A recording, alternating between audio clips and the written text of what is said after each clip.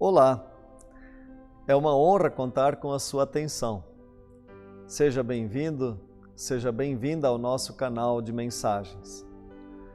Tendo celebrado o dia de ascensão de nosso Senhor Jesus Cristo, vimos que Jesus delega sua missão aos discípulos.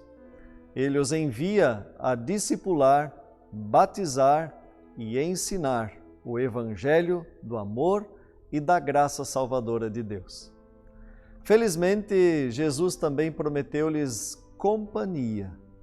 Eis que estarei convosco todos os dias, disse Jesus. Mas, que estranho, ele promete estar junto enquanto está de saída? Foi assim no dia da ascensão. Mas ele disse, recebereis poder ao descer sobre vós o Espírito Santo. 10 dias após a ascensão de Jesus, essa promessa é cumprida. Ouça o relato bíblico que temos hoje nas senhas diárias.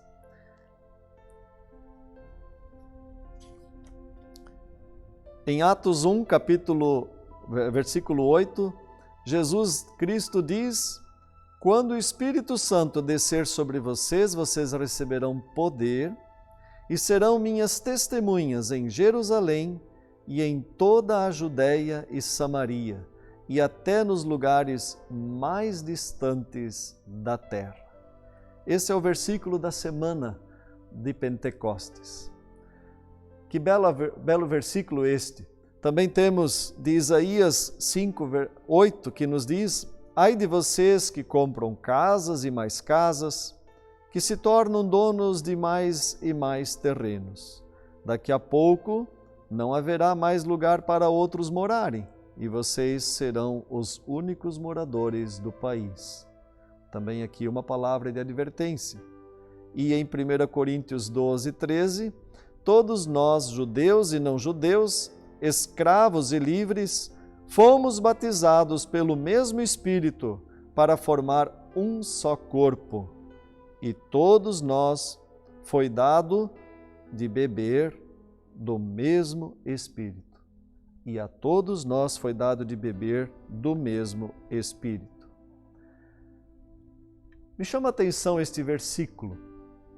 Está escrito que o Espírito Santo nos convence da justiça de Deus, do juízo e do pecado.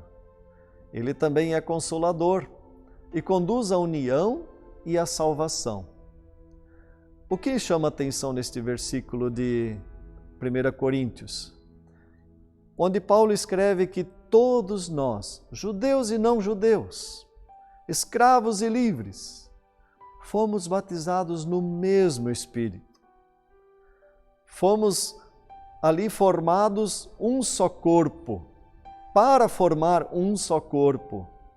E a todos nós foi dado de beber do mesmo Espírito.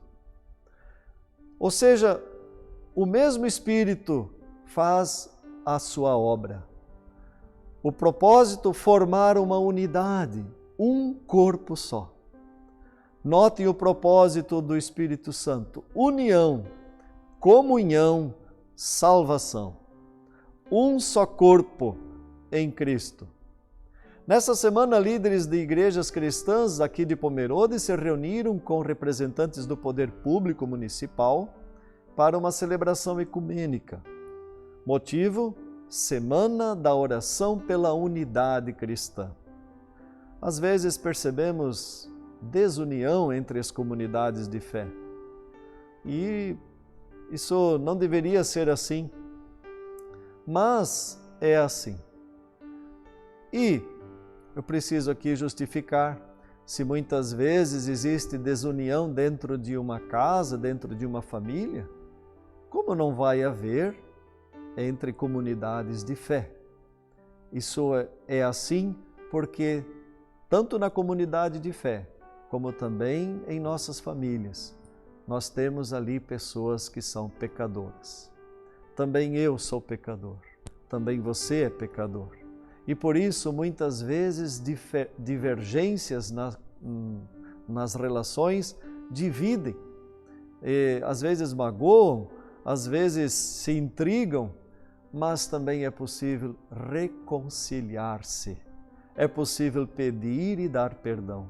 E este culto ecumênico tinha esse propósito em sua prédica, em sua liturgia, de buscar a reconciliação, de andar mais juntos em Cristo e como povo de Deus na terra.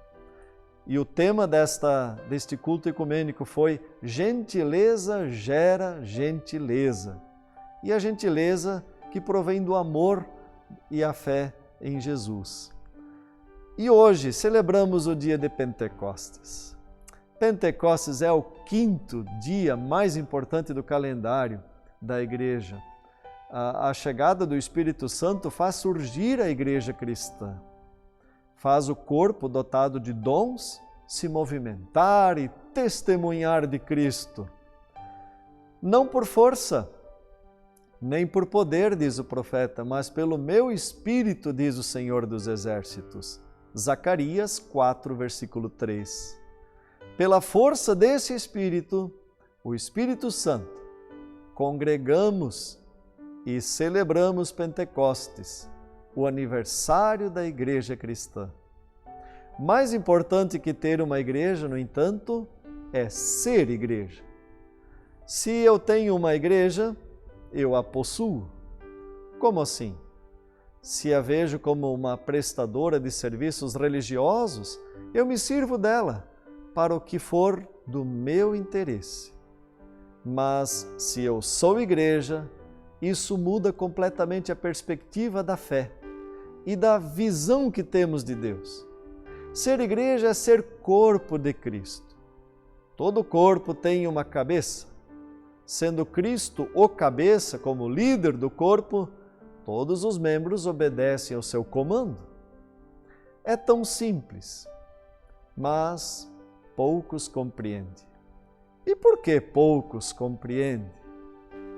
Está faltando clareza nas prédicas? O problema não é o que eu ouço, o que você ouve, mas como nós ouvimos.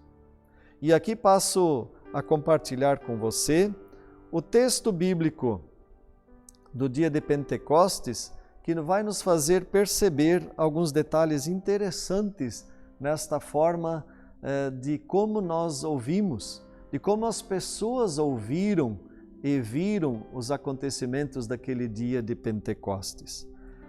Em Atos capítulo 2, versículos 1 a 13, nós temos o seguinte relato. Ao cumprir-se o dia de Pentecostes, estavam todos reunidos no mesmo lugar. De repente veio do céu um som como de um vento impetuoso e encheu toda a casa onde estavam assentados. E apareceram distribuídas entre eles línguas como de fogo. E pousou uma sobre cada um deles. Todos ficaram cheios do Espírito Santo e passaram a falar em outras línguas, segundo o Espírito lhes concedia que falassem.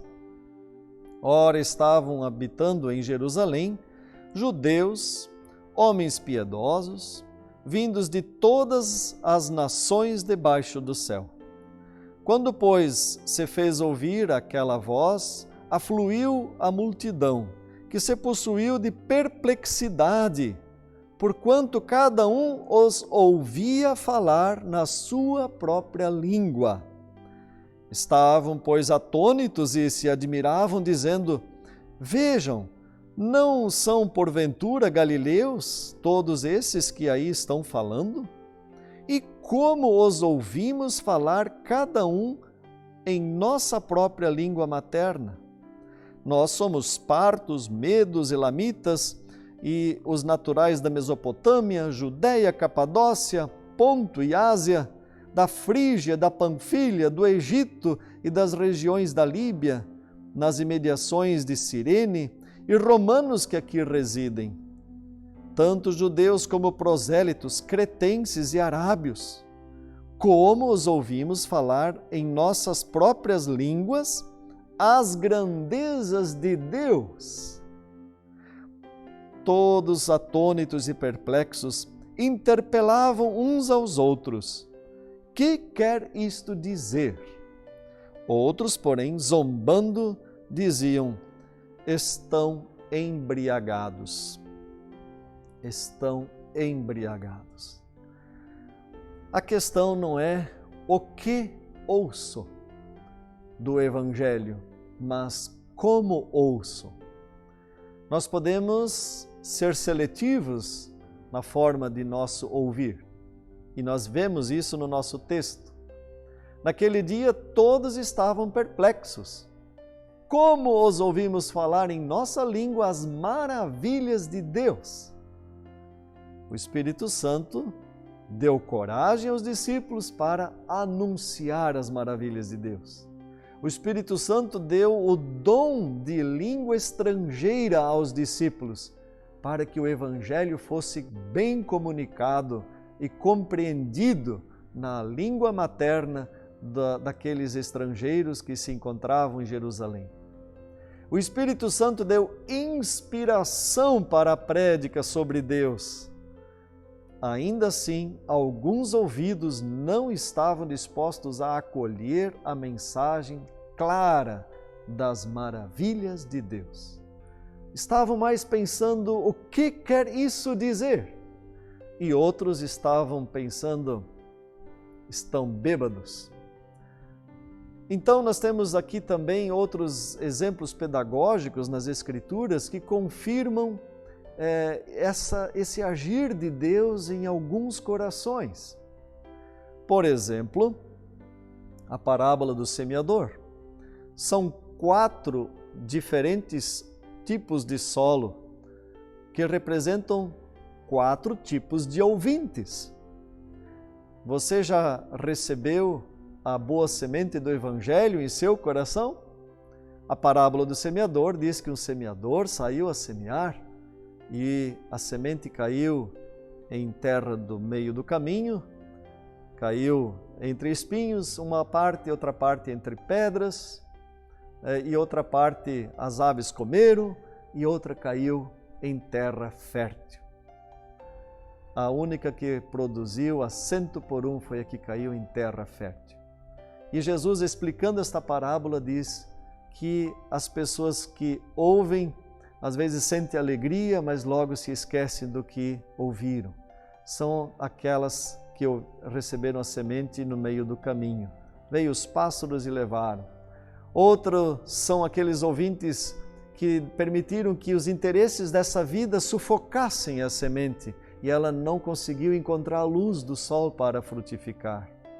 Outros ouviram de bom grado, mas não colocaram raízes, porque a semente ficou sobre a pedra e faltou umidade e faltou então todo o ambiente adequado para que ela frutificasse. E só a semente que caiu em boa terra frutificou. E por isso faço essa pergunta: você já recebeu esta boa semente do Evangelho? E aí, frutificando está? Deus tem interesse que sim. Mas ainda assim, todos os discípulos falavam humanamente naquele dia de Pentecostes, diferente, mas divinamente igual. Mas aqueles que os escutavam, ouviam humanamente igual, mas divinamente diferente. Interessante isso. Porque alguns, tendo ouvido as maravilhas de Deus, se encantavam, outros diziam: o que quer isso dizer? E outros diziam: estão embriagados. Amigo e amiga ouvinte, o Espírito Santo sopra onde Ele quer. Deus é soberano. Na Torre de Babel, nós temos um exemplo disso. Aconteceu naqueles dias que a Torre de Babel estava sendo construída com um propósito, queriam alcançar o céu e tornar o seu nome célebre. E o que Deus fez? Deus interviu e não permitiu. No Pentecostes, as línguas eram diferentes, mas comunicavam a mesma mensagem. Na Torre de Babel, Deus fez com que eles falassem todos em línguas diferentes e não se entendessem mais. E no Pentecostes, as pessoas se entendem. Só que depois o Evangelho reúne aquelas pessoas que entendem o Evangelho e que desejam seguir a Cristo. E doravante poderão viver como filhos e filhas de Deus e crescer na fé e dar testemunho de sua fé, também assim como os discípulos de Jesus. Também em Efésios 2, versículo 8 a 9, temos uma breve descrição desta soberania de Deus. Lá está escrito por Paulo: pois vocês são salvos pela graça, por meio da fé. E isto não vem de vocês, mas é dom de Deus, para que ninguém se vanglorie. Isso não é obra nossa. A fé é um dom de Deus. Então podemos dizer que se cremos é porque Deus está agindo em nossa vida com o Espírito Santo de forma a nos dispor a crer. Sem o Espírito Santo nós não conseguimos crer em Deus. E também não temos o interesse de caminhar com Ele e com o seu povo. É o Espírito Santo que nos faz crer e nos tornar igreja. Usemos os dons espirituais para ampliar o alcance do Evangelho. Dom que não é compartilhado se transforma em orgulho, em vaidade. E a finalidade dos dons concedidos com a fé não é essa, mas é tornar-nos uma igreja missional. Quem é igreja, pôs a mão no arado e não olha para trás e nem para os lados. E as outras coisas são secundárias. O propósito é servir a Cristo nesse mundo. É servir a Cristo como nosso Rei. E a vontade de Cristo é que o mundo todo o conheça e seja salvo de seus pecados. Uma igreja com propósito vive a comunhão dos santos e testemunha das maravilhas de Deus. Coloquemos nossos dons em ação. Pelo Espírito, renovação. Nesses dias de pandemia, nós precisamos renovar a nossa vida, a nossa esperança, nossa fé, nosso ânimo, nosso vigor, nosso consolo. E também, pelo Espírito de Deus, testemunho. Renovação e testemunho pelo Espírito de Deus. Para encerrar, apresento-lhes um belo hino de Pentecostes, que explana com clareza os propósitos do Espírito Santo.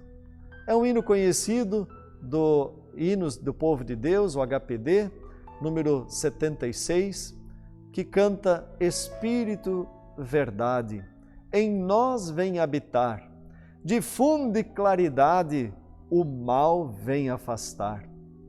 Derrama em nossa mente do santo fogo o ardor, que todos fielmente confessem seu Senhor. Consolador querido, por Cristo Salvador, nos foste prometido, ampara-nos na dor. Que as armas comprovadas do povo teu Senhor, por ti nos sejam dadas, firmeza, fé, vigor. Os tolos e os descrentes estão a se ufanar, as armas eficientes do céu vem tu nos dar. Concede-nos firmeza, paciência, fé, poder, de em ti toda fraqueza e timidez vencer. No tempo em que vivemos, imprescindível é que sempre confessemos bem claro a nossa fé, ainda que soframos perseguição e dor, que sempre enalteçamos o teu eterno amor. Nós, em verdade, estamos castigo a merecer. Embora a luz tenhamos, nós não queremos crer.